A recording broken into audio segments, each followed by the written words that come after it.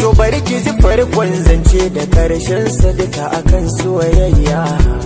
Na san wuyar so na san dadin sa ko ta ya zai juya. Akwai labari dole in yi gyaran murya. Yanda zance zai ta zuba a tsara bisa tarbiyya.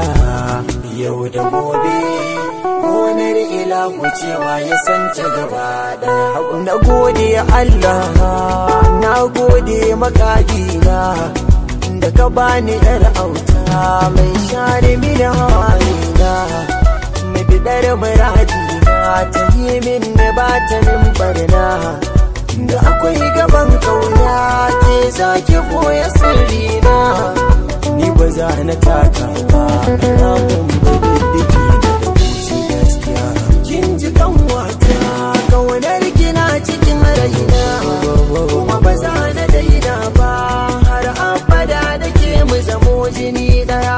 Kin ji kanwata kaunar kina cikin raina, kuma ba za na daina ba har abada da ke mu zamo jini daya. Na tuna da ke a koda yaushe sai in ji sanyi. Kafin ki ce in aikata ko mene na yi.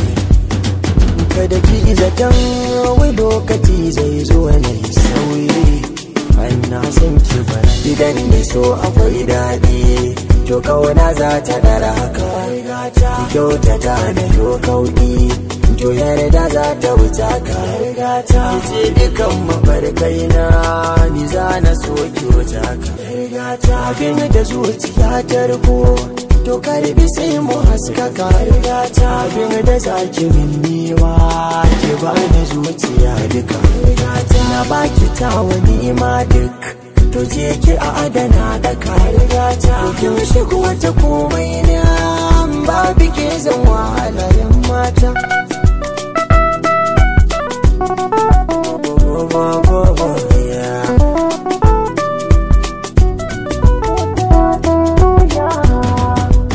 Kin ji kanwata kaunar gina cikin raina, kuma ba za na daina ba har abada da ke mu zamo jini daya.